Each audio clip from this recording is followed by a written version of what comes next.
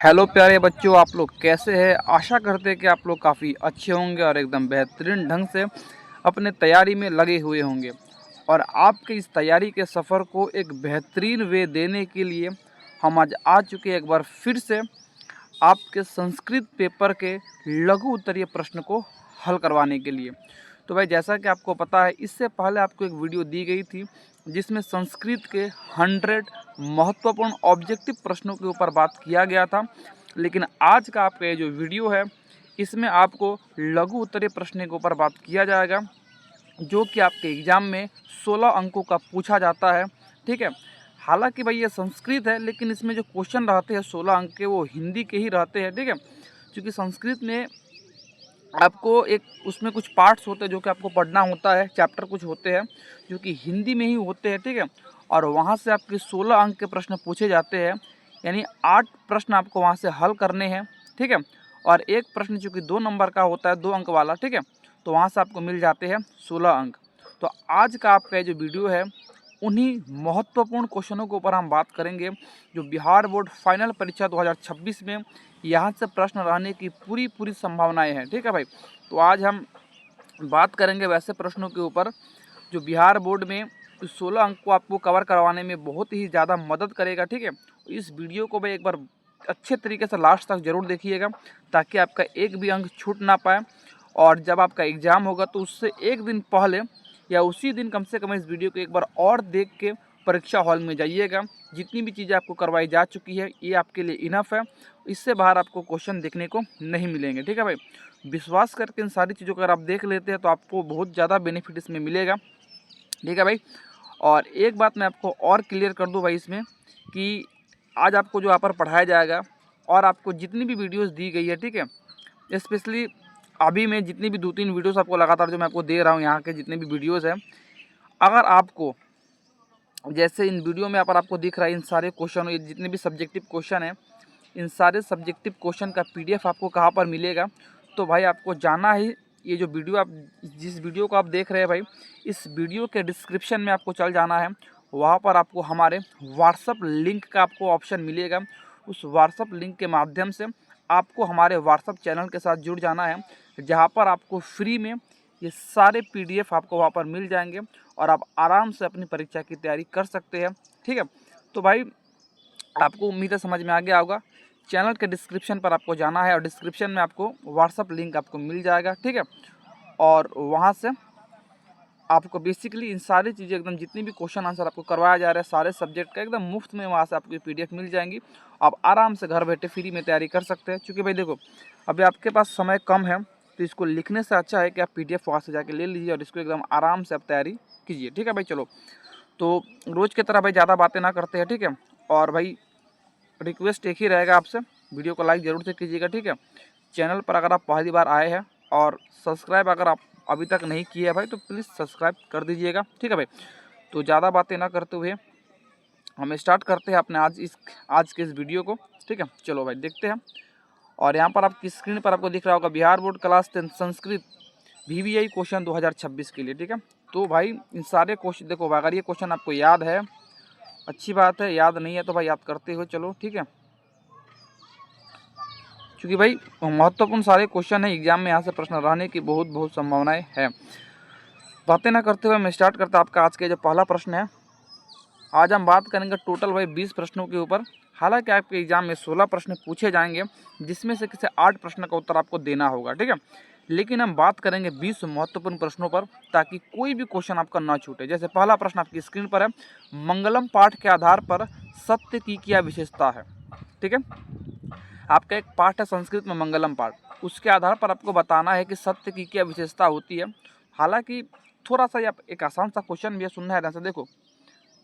महर्षि वेद व्यास के अनुसार सत्य की हमेशा जीत होती है। हालांकि ये बात हमें और आपको बचपन से भी सिखाई जाती है कि भाई हमेशा हमें सत्य के मार्ग पर चलना चाहिए। क्योंकि हमेशा ये जो जीत जो होती है आखिरी में, भले देखो सत्य कुछ देर के लिए परेशान जरूर हो सकती है, लेकिन आखिरकार जो जीत मिलती है वो सत्य की ही होती है। ठीक है। देखो, और असत्य कभी नहीं जीतता है। देखो, फाइनली जीत हमेशा सत्य की होती है और असत्य की पराजय होती है। देखो आगे, सत्य ही वह मार्ग है जिससे देवलोक का रास्ता खुलता है। संसार के बड़े बड़े ऋषि मुनि उससे परम ईश्वर को प्राप्त करने के लिए केवल सत्य का ही आश्रय लेते हैं। संक्षेप में कहें तो सत्य ही ईश्वर का वास्तविक स्वरूप है और मोक्ष का सबसे बड़ा साधन है। देखो भाई आपको क्या बताना है, देखो मंगलम पाठ के आधार पर सत्य की क्या विशेषता है, तो सत्य की ये विशेषता है कि भाई सदा सत्य की जीत होती है और असत्य का पराजय होता है। और जो इंसान सत्य के मार्ग पर चलेगा मोक्ष की प्राप्ति भी उसे ही होगी और स्वर्ग का दर्शन भी उसे ही होगा, इस पाठ के अनुसार ये बताया गया है। तो एक आसान सा क्वेश्चन है, आशा करते हैं कि आपको बातें समझ में आ गई होगी। सिंपल सा बात है भाई, सत्य के मार्ग पर चलने वाला इंसान को ही क्या प्राप्त होती है भाई, उससे ही स्वर्ग का रास्ता प्राप्त होता है बेसिकली, और मोक्ष की प्राप्ति उसको होती है। ये बातें हालांकि आप जानते भी होंगे, एक मोरल सी बात है, नॉर्मल सा चीज़, आपको पता होना भी चाहिए सारी चीज़ें। अगला क्वेश्चन आपकी स्क्रीन पर है, क्वेश्चन नंबर 2 पर देखते हैं भाई। इस तरह से 20 क्वेश्चन देखने हैं और आज ज़्यादा समय नहीं लगेगा, ठीक है। देखो भाई क्वेश्चन आपकी स्क्रीन पर है, आत्मा का स्वरूप कैसा है और वह कहाँ रहती है। और ये क्वेश्चन किस किस साल पूछे गए आपको बताने का तो भाई ज़रूरत नहीं है, आपकी स्क्रीन पर आपको दिख रहा होगा, ठीक है। और भाई वीडियोज़ अगर अच्छी लगती है, पसंद आए तो भाई अपने बाकी यारों दोस्तों को भी कहो देखने के लिए, ठीक है। भाई इससे होता है क्या है कि अगर कुछ ज़्यादा बच्चे अगर हमारे साथ जुड़ते हैं तो भाई हमें भी थोड़ा हौसला मिलता है, ठीक है। तो भाई बाकी दोस्तों यारों को भी कहा करो, उन्हें भी भाई साथ साथ जोड़ा करो, ठीक है। देखो आत्मा का स्वरूप कैसा है, देखिए एक उपनिषद है जिसको कठोपनिषद कहा जाता है। कठोपनिषद में आत्मा के विषय में बताया गया है कि यह अणु से भी छोटा और महान से भी महान है। देखो आत्मा के बारे में एक ऐसा माना जाता है कि आत्मा क्या है, कठोपनिषद में ऐसा कहा गया है कि आत्मा बहुत ही छोटा सा चीज़ है, ठीक है, बहुत छोटा है, अणु से भी छोटा है, ठीक है। अणु एक कण होता है भाई जो कि बहुत छोटा होता है, लेकिन ये उससे भी छोटा है आत्मा, ठीक है। और आत्मा छोटा होने के साथ साथ कहे एक बहुत महान से भी ये महान है, ठीक है, ऐसा माना जाता है। क्योंकि देखो भाई इंसान का जो आत्मा होता है या किसी भी चीज़ का जो आत्मा होता है वो कभी भी पाप नहीं करता है, बल्कि उसका जो शरीर होता है उसका पाप होता है, ठीक है। कभी भी आत्मा पाप नहीं करती है, ठीक है। आत्मा हमेशा शुद्ध ही रहता है, ये आपको याद रखना है। इसलिए आत्मा एक बहुत ही छोटी सी छोटी चीज़ होती है और एक महान से महान चीज़ है, आपको याद रखना है। ऑब्जेक्टिव में भी इसे सवाल पूछते हैं। देखो आगे, यह दिव्य आत्मा मनुष्य के हृदय रूपी गुफा में स्थित रहती है। ऐसा माना जाता है कि ये जो आत्मा है हमारे हृदय में वास करती है, ठीक है। इसे साधारण आंखों से नहीं देखा जा सकता है। जो विद्वान अपनी इंद्रियों को वश में कर लेते हैं और मोह माया से मुक्त हो जाते हैं वही इसे परम रूपी आत्मा का साक्षात्कार कर पाते हैं। देखो ऐसा माना जाता है कि ये बहुत ही छोटी चीज़ है जो कि हमारे हृदय में रहती है और इसको हम देख नहीं पाते हैं। ये वही इंसान इस आत्मा को देख पाता है जो कि भाई जिन्होंने अपनी पूरी इंद्रियों पर अपना कंट्रोल किया हो। तो भाई ऐसा कोई साधारण आदमी तो नहीं कर सकता है, लेकिन जो परम ज्ञानी बाबा होते हैं, ऋषि मुनि होते हैं, वो लोग ऐसा कर सकते हैं, ठीक है। ऐसा माना गया है। तो इस पार्ट को आपको देख लेना, इन सारे क्वेश्चन एकदम आसान आसान क्वेश्चन है, ठीक है। आशा करते हुए आपको समझ में आ रहा होगा। और अगर कुछ चीज़ें समझ में नहीं आती है तो भाई आप कमेंट बॉक्स आपके लिए खुला है, वहाँ पर आप जाके बोल सकते हैं कि सर इस चीज़ को थोड़ा सा और बताइए, तो किसी दूसरे टॉपिक पर या दूसरे वीडियो पर उस पर एक बार फिर से डिस्कस किया जाएगा। हालांकि आसान आसान क्वेश्चन है, ये भी क्वेश्चन मोस्ट इंपॉर्टेंट क्वेश्चन है। इसमें जितने भी क्वेश्चन आपको बताया जा रहा है भाई सारे क्वेश्चन मोस्ट इंपॉर्टेंट है, मोस्ट रिपीटेड क्वेश्चन है। याद नहीं है तो याद कर लो, समय आखिरी है। कुछ याद नहीं है तो बस इतना ही देख के जाओ तो बहुत आपके लिए इनफ है। जैसे प्रश्न है, पाटलिपुत्र यानी पटना के मुख्य दर्शनीय स्थलों का नाम लिखें। ये भी क्वेश्चन बहुत बार पूछा गया क्वेश्चन है। देखो भाई आपको सिंपल सा बताना, देखो पटना का एक ऐतिहासिक और धार्मिक दृष्टि से बहुत महत्वपूर्ण है। यहाँ के प्रमुख दर्शनीय स्थलों में संग्रहालय। देखो यहाँ पर पटना में, चूँकि ये सवाल बहुत बार पूछा गया है, तो आपको पटना में क्या क्या चीज़ें देखने को मिलती है उसका सिर्फ आपको नाम याद रखना है। पूरा क्वेश्चन याद रहे चाहे ना रहे वो अलग चीज़ है। जैसे यहाँ पर सबसे पहला हमें म्यूजियम देखने को मिल जाता है, संग्रहालय जिसको आप कहते हैं। उसके बाद यहाँ पर हमें हमारे जो बिहार है उसको बिहार का उच्च न्यायालय भी यहीं पर है। गोलघर, तारामंडल, जैविक उद्यान यानी जिसको आप चिड़ियाघर कहते हैं। तो संग्रहालय, उच्च न्यायालय, गोलघर, तारामंडल और चिड़ियाघर और मौर्यकालीन अवशेष यहाँ पर शामिल है। अगर इतनी चीज़ अगर आपको याद है तो बस इतना चीज़ आप लिख के आइएगा तो आराम से आपको नंबर मिल जाएगा कि ये चीज़ें पटना में बेसिकली विद्यमान है। तो एक आसान सा क्वेश्चन था। आगे बढ़ते हैं, आपकी स्क्रीन पर नेक्स्ट क्वेश्चन में कहा गया राजशेखर ने पटना के संबंध में अपने काव्य में क्या लिखा है। तो देखो भाई राजशेखर ये बेसिकली एक बहुत महान राइटर थे। इनके द्वारा पटना के बारे में क्या कहा गया है, क्या बातें बोली गई है इनके द्वारा, बस उस बात को आपको सिर्फ याद रखना है। जैसे देखो राजशेखर ने अपनी प्रसिद्ध रचना काव्य मीमांसा, एग्जाम में पूछता है काव्य मीमांसा किसकी रचना है, तो राजशेखर की याद कर लेना है भाई, ठीक है। ऑब्जेक्टिव में बहुत पूछता है ये वाला लाइन। काव्य मीमांसा में यह स्पष्ट किया गया है कि पाटलिपुत्र प्राचीन काल से ही विद्वानों की स्थली रही है। मतलब राजशेखर का मानना है, इन्होंने कहा है कि भाई पाटलिपुत्र ने आपका जो वर्तमान में पटना है ये प्राचीन काल में विद्वानों का स्थल रहा, यहाँ पर विद्वान लोग निवास करते थे। ठीक है, जैसे यहाँ पर आपको दिया गया पाणिनि, पिंगल, व्याड़ी, वरुचि और पतंजलि जैसे महान शास्त्रकारों ने अपनी शिक्षा पूर्ण की और यही परीक्षा देके विश्व भर में प्रसिद्धि प्राप्त की। मतलब ये एक ऐसी भूमि रही है जहाँ पर विद्वान लोगों ने अपनी जीवन बिताई है, इन्होंने यहाँ पर अपनी पढ़ाई पूरी की, अपनी परीक्षाएं दी। ठीक है, इसलिए पटना क्या है, एक पवित्र स्थल माना जाता है। ठीक है, इससे पता चलता है कि पटना एक प्राचीन पावर हाउस था। ठीक है, ये एक आसान सा क्वेश्चन था, नॉर्मल सा क्वेश्चन था, समझ में आ गया होगा भाई। ठीक है, आगे बढ़ते। अगला क्वेश्चन आपकी स्क्रीन पर है। देखो क्वेश्चन में कहा गया है, आपको देखना है। क्वेश्चन में बताया गया आलस कथा पाठ से हमें क्या शिक्षा मिलती है। ये भी क्वेश्चन मोस्ट इंपॉर्टेंट है, सारे क्वेश्चन मोस्ट इंपॉर्टेंट है, बिना बताए भाई सारे क्वेश्चनों को याद कर लो। ठीक है, क्योंकि कोई रास्ता आपके पास नहीं है याद करने के सिवा।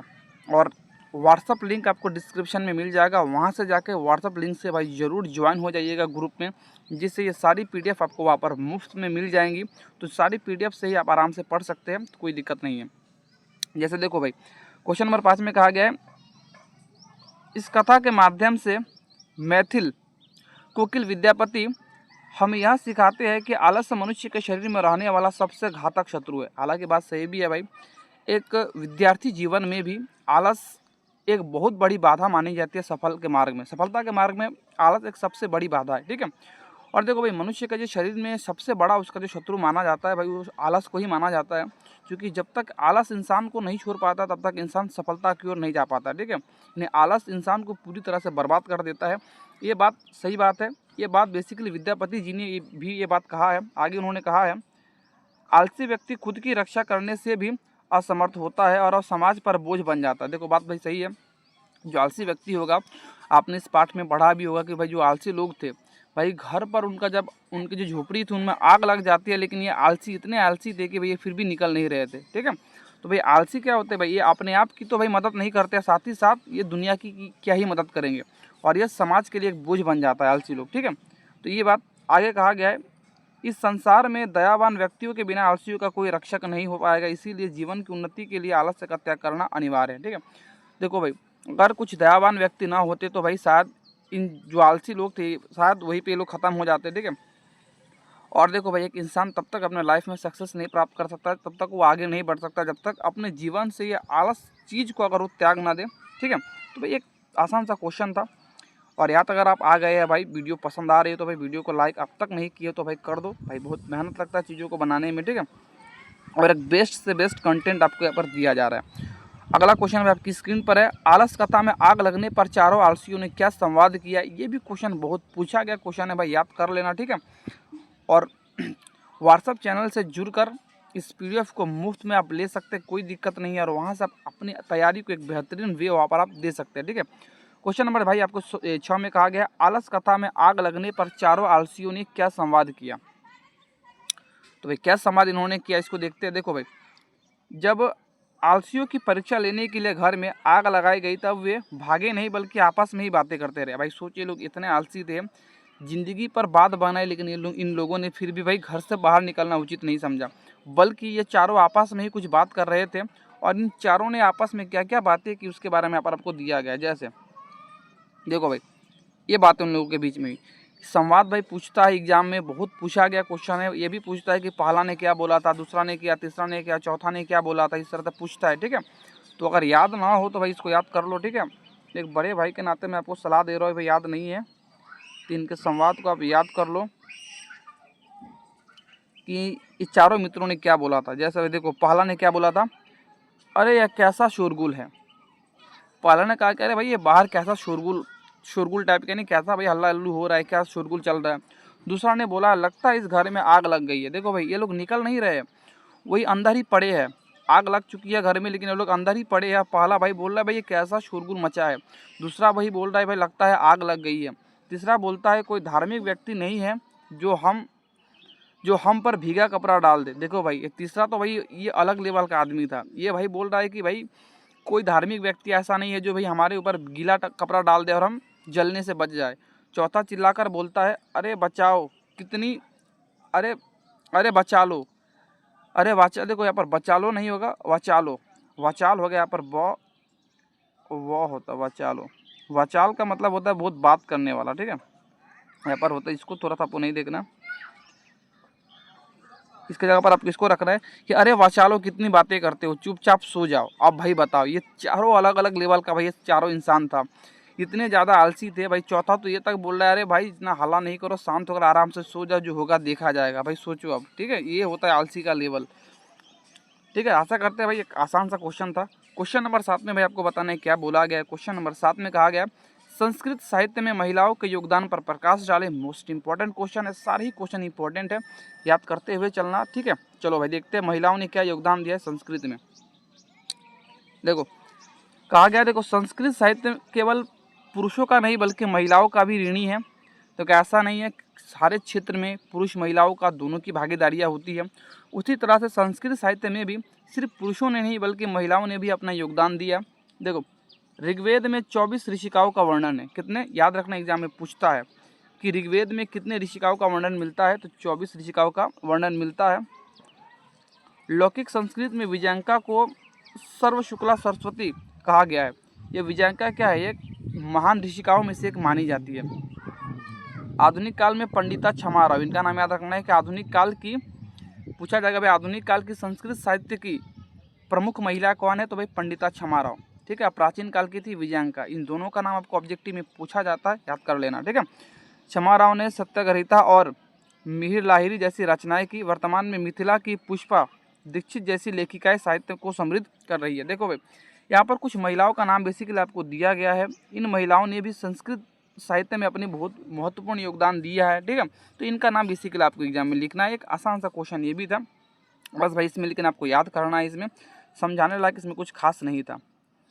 अब भाई ये भी क्वेश्चन कितना इंपॉर्टेंट है, कितना कितना बार ये क्वेश्चन पूछा गया है भाई, इस सारे आपको अपनी स्क्रीन पर दिख रहा होगा, ठीक है। अच्छा, ये क्वेश्चन में आपको बोला गया है कि भाई भारतीय संस्कार कितने हैं और वे कौन कौन से। तो भाई देखो एक आसान सा क्वेश्चन है।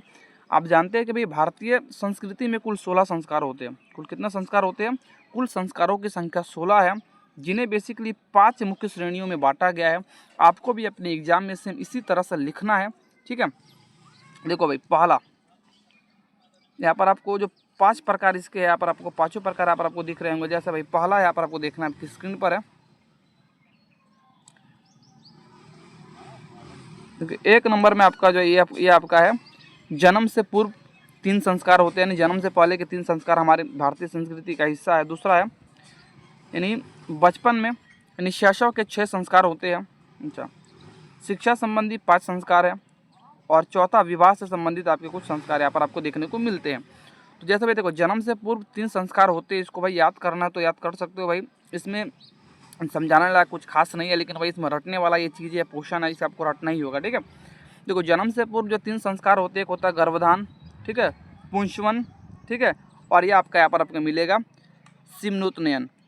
शैशव यानी बचपन के जो संस्कार है यहाँ पर आपको देखने को मिल जाएगा। इसको आपको याद कर लेना है भाई, कोई दूसरा ऑप्शन आपके पास नहीं है, ठीक है। देखो कम से कम अगर ये नाम अगर आपको याद नहीं रहते तो इतना तो आपको याद करना होगा कि जन्म के पूर्व कितने संस्कार होते हैं, 3 मात्र। ये भी अगर आपको याद रहते हैं सिर्फ कि कितने कितने संस्कार है, इसका नाम अगर आप नहीं भी याद करते तो कोई दिक्कत नहीं है, ठीक है, लेकिन इसको याद करना होगा। और लास्ट में आपका होता है अंतिम संस्कार, यानी अंत्येष्टि संस्कार इसको कहा जाता है। तो एक मोस्ट इंपॉर्टेंट क्वेश्चन था, इसमें समझाने से ज़्यादा याद करने वाली चीज़ें हैं, तो भाई आपको याद करना होगा, ठीक है। अच्छा, नेक्स्ट क्वेश्चन आपकी स्क्रीन पर है, क्वेश्चन नंबर आपकी स्क्रीन पर 9। इसमें आपको देखना है क्या बोला गया है। क्वेश्चन नंबर 9 में कहा गया केशांत संस्कार को गोदान संस्कार क्यों कहते हैं। देखो सारे 20 के 20 क्वेश्चन भाई आपको कंठस्थ होना चाहिए अगर आप बेहतरीन रिजल्ट संस्कृत में लाना चाहते हैं तब, ठीक है। तो भाई देखो इसलिए भाई देखो अंतिम समय है, अंत भला हो जाएगा, तो भाई आपका आखिरी जो रिजल्ट होगा वो भी एक अच्छा रिजल्ट आ जाएगा, ठीक है। इसलिए भाई देखना है भाई, ठीक है। अंतिम मेहनत भाई बहुत ज़्यादा एग्जाम के आपके जो नंबर होंगे उसमें फ़र्क डालता है, ठीक है। देखो क्वेश्चन नंबर 9 में कहा गया, देखो प्राचीन समय में शिक्षा प्राप्ति के दौरान गुरु के आश्रम में ही शिक्षा का प्रथम क्षौर्य कर्म यानी बाल कटाना होता था। इसी विशेष अवसर पर शिष्य के माता पिता द्वारा गुरु को एक गाय दान में दी जाती थी। देखो ये थी पहले की चीज़ों में। पहले प्राचीन काल में चूँकि आप जानते थे गुरुकुल वाला सिस्टम था, जिसके अंतर्गत एक विद्यार्थी जो था वो शिक्षक के घर में ही रहकर यानी गुरुकुल में रह के ही अपना जीवन यापन करता था, यानी शिक्षा प्राप्त करते थे लोग, ठीक है। जिनमें सबसे प्रथम कार्य होता था वो लोग मुंडन होता था, ठीक है। मुंडन के बाद उनको मतलब जनेऊ संस्कार, जनेऊ के बाद उनको वहाँ पर शिक्षा दी जाती थी, ठीक है। और उस दौरान होता क्या था कि जो गुरु होते थे, यानी जो शिष्य होते थे, शिष्य के माता पिता के द्वारा गुरु को एक गाय भी दान में दी जाती थी। ये कुछ चीज़ें वहाँ पर होती थी। मुख्य रूप से गोदान की क्रिया प्रधान होने के कारण ही साहित्य ग्रंथों ने किसान संस्कार का दूसरा नाम गोदान रख दिया। गोदान का मतलब ही होता है भाई गाय का दान, ठीक है। तो एक आसान सा क्वेश्चन ये भी था, समझ में आपको आ गया होगा। आगे देखो, जिन क्वेश्चनों पर भी उतना समय हमें नहीं देना है, ये नॉर्मल सा क्वेश्चन है, जो आसानी से समझ में आ जाए उसको उतना भी यहाँ पर आपको ध्यान उतना नहीं देना है। क्वेश्चन नंबर 10 में आपको बोला गया नीति श्लोका पाठ के अनुसार अधम या नीच व्यक्ति कौन है। देखो भाई, नीति श्लोका पाठ के अनुसार आपको बताना है कि अधम व्यक्ति या नीच व्यक्ति कौन है, या उसको तुच्छ व्यक्ति भी कहा जाता है, किसको मतलब कहा जाता है, ये भी क्वेश्चन पूछा गया क्वेश्चन है। देखो भाई, महात्मा विदुर के अनुसार वह व्यक्ति जो बिना बुलाए किसी भी सभा में प्रवेश करता हो। देखो भाई सही बात है, हमें कभी भी ऐसी जगह पर नहीं जाना चाहिए जहाँ से हमें कोई मतलब इनवाइट ना किया गया हो, हमें ना बुलाया गया हो, लेकिन फिर भी भाई हम क्या करें, फिर भी हम मुंह उठा के चल जाए वहाँ पर। तो भाई ऐसी चीज़ें जो होती है, एक मूर्ख व्यक्ति की भाई ये पहचान होती है।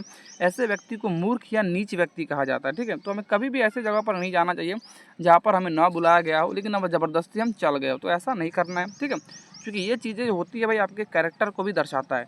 अगला, बिना पूछते ही बहुत अधिक बोलता हो। तो आपको ऐसा भी नहीं करना है कि भाई बहुत ज़्यादा बोलते हो, ठीक है। ज़्यादा वाचाल भी क्या होता है भाई, मूर्खता को दर्शाता है, ठीक है। तो ज़्यादा बोलना भी नहीं है उतना, जो भी बोलना है कम बोलना है, और जो बोलना है वो सोच समझ के बोलना है। और जिस पर भरोसा ना किया जाए उस अंधविश्वासी पर भी विश्वास कर लेता हो, ऐसे व्यक्ति को भी मूर्ख कहा गया है भाई। जो मतलब ऐसे अनजान व्यक्ति पर भी बहुत जल्दी भरोसा कर ले, ऐसे व्यक्तियों को भी मूर्ख या नीच व्यक्ति माना जाता है। देखो, उसे ही संसार में मनुष्य के भीतर नीच या मूर्ख कहा गया है। ऐसे लोग समाज में सम्मान नहीं पाते, ठीक है। तो ये क्वालिटी भी अगर आपके अंदर है तो इस सारी क्वालिटी को भी आज ही इसको ख़त्म कर दो, ठीक है। क्योंकि भाई ये समाज में मूर्ख कहलाने के सिवा आपको कोई दूसरा यहाँ पर नहीं मिलेगा। तो ये सारी क्वालिटी अगर आपके अंदर है तो उसको आज ही ख़त्म कर दो। आपकी स्क्रीन पर क्वेश्चन नंबर 11 में कहा गया नरक के 3 द्वार कौन से है और क्यों त्यागने चाहिए। देखो भाई, नरक के जो 3 द्वार है उसके नाम भी लिखना है, और उसको क्यों त्यागना चाहिए उसके बारे में भी बताना है।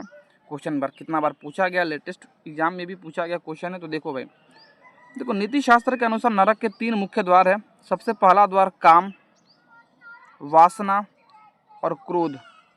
काम, देखो काम का मतलब ही होता है वासना। काम, क्रोध और लोभ। काम, क्रोध और लोभ, ये बेसिकली क्या है, इसको काम को भी हम वासना, क्रोध और लोभ कह सकते हैं। ये 3 क्या होते हैं, यही 3 प्रमुख नरक के द्वार होते हैं।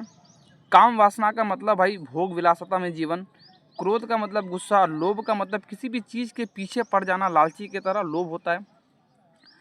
ये 3 आपके क्या नरक के द्वार है। कम से कम इस 3 नाम को भी भाई आपको याद कर ही लेना है। एक काम, क्रोध और लोभ, ये 3 चीज़ आपको याद कर लेना। देखो, इन तीनों को मनुष्य का सबसे बड़ा विनाशक माना गया है। बेसिकली ऐसा नीति शास्त्र के अनुसार ऐसा माना जाता है कि यही 3 ही चीज़ ऐसे है जो कि इंसान को पूरी तरह से बर्बाद कर देता है और उससे नरक की तरफ ढकेल के ले जाता है। देखो, जो व्यक्ति इन तीनों के वश में रहता है उसकी आत्मा और बुद्धि नष्ट हो जाती है।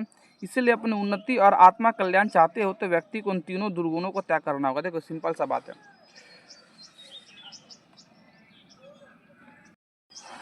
तो अगर कोई इंसान है और इस इंसान को अगर भाई ज़िंदगी में सुख चैन चाहिए और एक अच्छा जीवन चाहिए भाई, और ठीक है, तो ऐसा माना जाता है नीति शास्त्र के अनुसार ये काम, क्रोध और लोभ, ये 3 चीज़ें अगर कोई इंसान छोड़ दे तो भाई क्या होगा, उसकी उन्नति हो सकती है, नहीं तो उस इंसान के जीवन में हमेशा दुख रहेगा। ऐसा इस पाठ के अनुसार कहा गया है, ठीक है।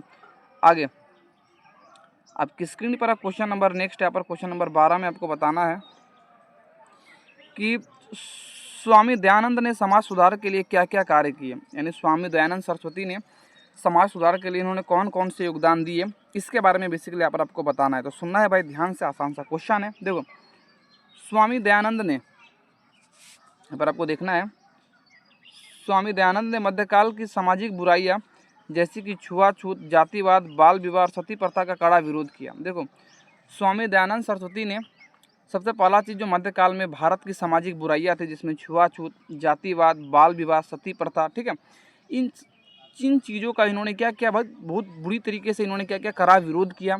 इन्होंने कहा कि भाई ये चीज़ें समाज में एक कलंक है, ठीक है। इन चीज़ों का विरोध इन्होंने काफ़ी ज़्यादा जोरदार तरीके से इन्होंने किया।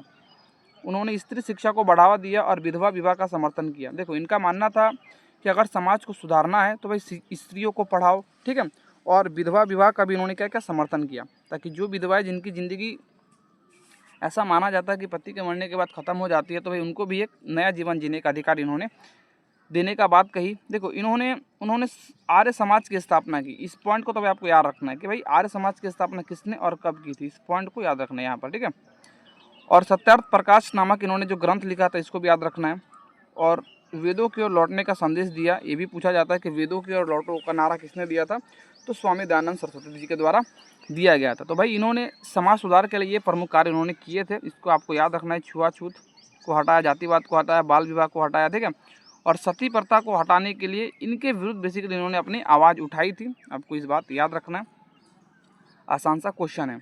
क्वेश्चन नंबर आपकी स्क्रीन पर है, क्वेश्चन नंबर 13 कि व्याघ्र पथिक कथा से हमें क्या संदेश मिलता है।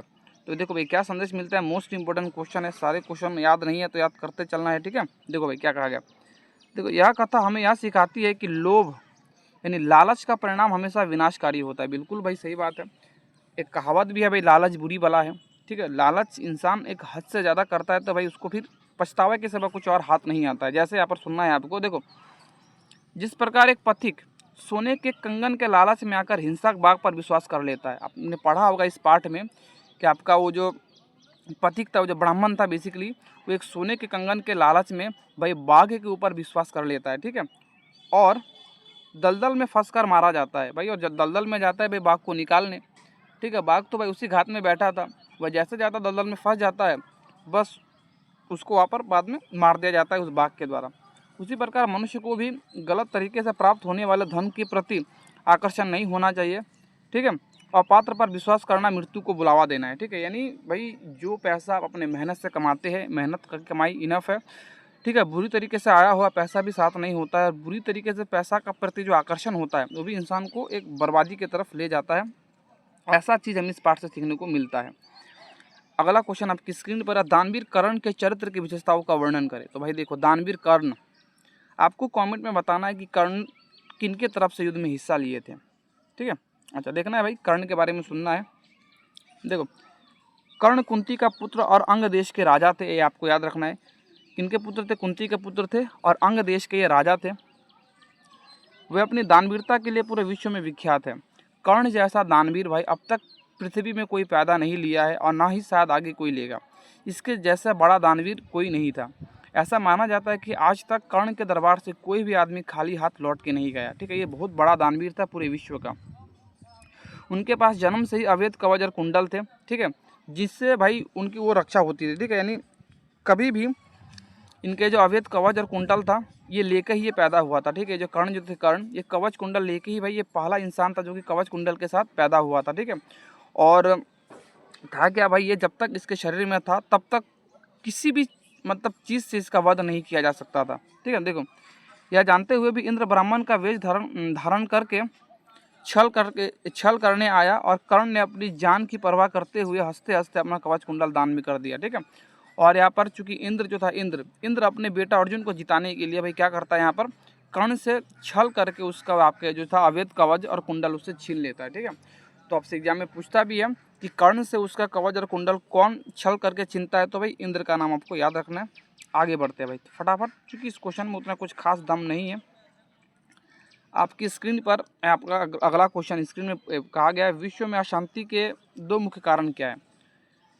यानी अगर विश्व में अशांति है तो उसके क्या क्या कारण है, तो आपको भाई बताना है। एक आसान सा क्वेश्चन है। देखो भाई विश्व शांति पाठ के अनुसार आज पूरी दुनिया अशांति की आग में जल रही है। बिल्कुल भाई, देखो जिसके दो प्रमुख कारण है। देखो भाई लालच, यानी इंसान में विश्व में अशांति के सबसे पहला कारण क्या है, द्वेष। द्वेष का मतलब भाई होता है हिंसा, जलन, किसी को देखकर, वो सबसे बड़ा कारण है दुनिया में अशांति होने का। दूसरा है असहिष्णुता, ठीक है। यानी बर्दाश्त करने की जो इंसान के अंदर क्षमता है ये अब धीरे धीरे समाप्त होती जा रही है, ठीक है। द्वेष बढ़ता जा रहा है। देखो एक दूसरे देश के तरक्की को देखकर जलता है, जिसको द्वेष कहते हैं, जिससे उनके बीच तनाव बढ़ता है। सहनशीलता की कमी के कारण छोटे छोटे विवाद युद्ध का रूप ले लेते हैं। देखो असहिष्णुता का मतलब होता है कि अब इंसान जो है किसी भी चीज़ को बर्दाश्त नहीं करता है, ठीक है, और छोटी छोटी बातों के लेकर लड़ाई करने लग जाता है, जिससे समाज में और पूरे विश्व में धीरे धीरे अशांति फैल रही है।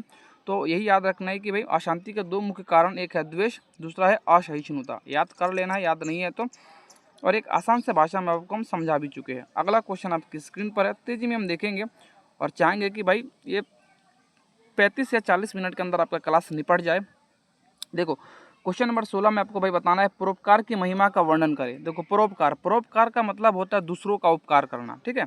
जैसे देखो शास्त्रों में कहा गया है कि परोपकार्य पुण्यान पापया परपिंडम, अर्थात दूसरों की भलाई करना पुण्य है और दूसरों को दुख देना पाप है। ऐसा भाई माना भी जाता है, हमारे पूर्वज भी हमें यही चीज़ें सिखाती है कि भाई दूसरों की भला करो, दूसरों की भला करने में ही सबसे बड़ा पुण्य माना जाता है, ठीक है। और दूसरों को भाई दुख देना सबसे बड़ा पाप है, कभी भी हमें किसी को कष्ट नहीं देना चाहिए। देखो परोपकार की भावना है कि जो संकुचित वृद्धि वाले लोगों को उदार बनाती है, और वसुधैव कुटुंबकम यानी पूरी पृथ्वी हमारा एक परिवार है, कि एक सोच रखने वाले व्यक्ति के लिए पराया नहीं होता है और यह शांति का मार्ग है। देखो भाई सिंपल सा बात है, परोपकार इंसान को सबसे बड़ा इंसान बनाता है। जिस इंसान के अंदर परोपकार की भावना होती है उससे बड़ा कोई इंसान नहीं होता है, ठीक है। और सबसे बड़ा पुण्य का काम भी होता है दूसरों की मदद करना, और कभी भी किसी भी हालत में हमें किसी भी इंसान को दुख नहीं पहुंचाना है। हमेशा इस चीज़ को देखना है कि भाई हमारे वजह से किसी को दुख ना हो, ठीक है। ये एक सबसे बड़ा इंसानियत माना जाता है। अगला आपकी स्क्रीन पर क्वेश्चन है, शास्त्र किसे कहते हैं, पाठ के आधार पर स्पष्ट करें। ये भी क्वेश्चन मोस्ट इंपॉर्टेंट क्वेश्चन है, सारे क्वेश्चन भाई रट लो, ठीक है। बार बार आपको बताया जा रहा है, इसको याद कर लेना है, ठीक है। अगला क्वेश्चन है, देखो शास्त्र वह ज्ञान है जो मनुष्य को उसके कर्तव्य और अकर्तव्य का सही बोध कराता है। यानी सिंपल सा बात, अगर आपसे कोई पूछे कि भाई शास्त्र किसे कहते हैं, शास्त्र क्या है, देखो भाई शास्त्र का मतलब ही होता है कि भाई एक ऐसी ज्ञान की किताब जो आपको यह सिखाता हो कि भाई आपको क्या करना उचित है और क्या करना अनुचित है। यानी बेसिकली गलत और सही चीज़ का ज्ञान करवाना ही शास्त्र का काम होता है, और उसी को हम शास्त्र कहते हैं जो हमें गलत और सही चीज़ों को सिखाता हो, ठीक है। देखो यह केवल किताबी ज्ञान नहीं है बल्कि अनुशासन सिखाने का माध्यम है, ठीक है। यह हमें अनुशासन भी सिखाती है। ऋषियों द्वारा रचित शास्त्र शाश्वत होते हैं जो मनुष्य को सत्य के मार्ग पर चलने के लिए प्रेरणा देता है। भारत में वेद वेदांग विभिन्न दर्शन, मतलब हमें ये सारे क्या, ये सारे शास्त्र है, और ये सारे शास्त्र हमें सही गलत का ज्ञान सिखाते हैं, सही गलत का हमें पाठ पढ़ाते हैं। एक आसान सा क्वेश्चन था आपकी स्क्रीन पर। नेक्स्ट क्वेश्चन जो कि आपको बोला गया है, प्राचीन भारत के प्रमुख शास्त्र और उनके लेखकों का नाम बताए। ये भी मोस्ट इंपॉर्टेंट क्वेश्चन है।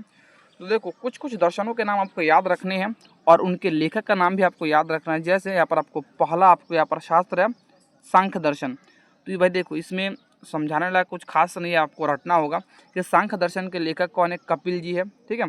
योग दर्शन के लेखक महर्षि पतंजलि, न्याय दर्शन के आपको बन जाएंगे गौतम, ठीक है।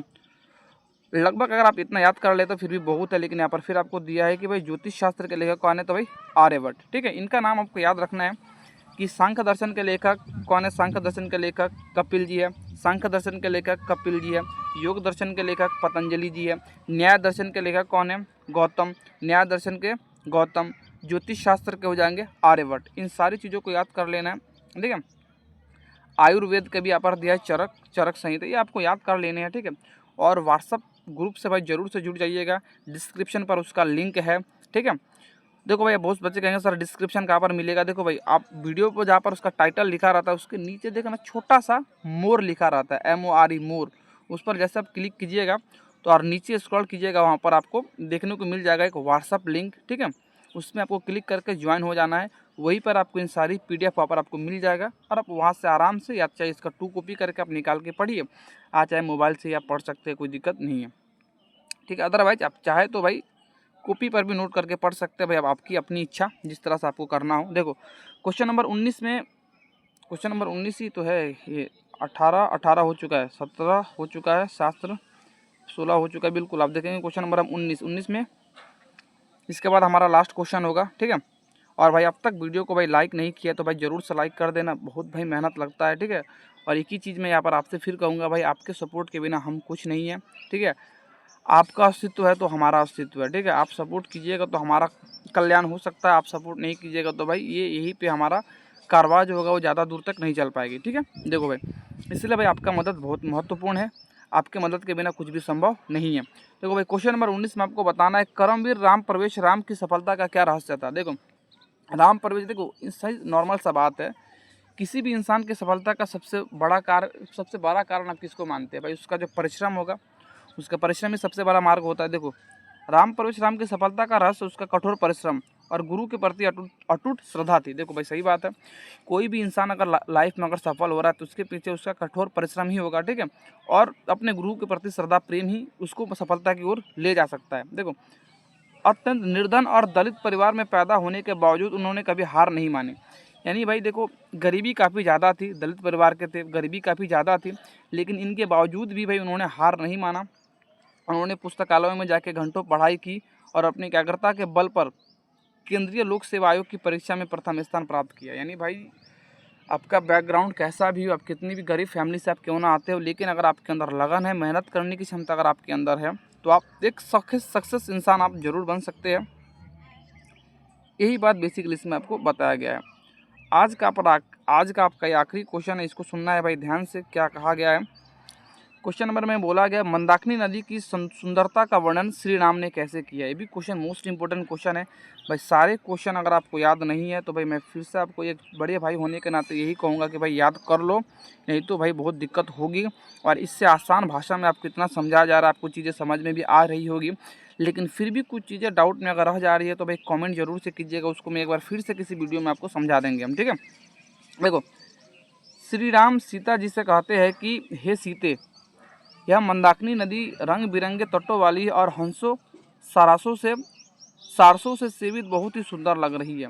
यानी बेसिकली यहाँ पर भगवान श्री राम जी कहते हैं कि हे सीते, आप ये जो चूँकि मंदाकिनी का, या मंदाकिनी एक नदी है भाई, ठीक है, और ये जो नदी है उस नदी में काफ़ी हरियाली है, उसके तटों पर रंग बिरंगे फूल खिले हैं, हंस सारस तरह तरह के पक्षियाँ उसमें तैर रही है, जो कि एक प्राकृतिक दृश्य को पूरी तरह से निखार रही है, ठीक है, और एक काफ़ी सुंदरता, एक मनमोहक दृश्य उनको दिख रहा है।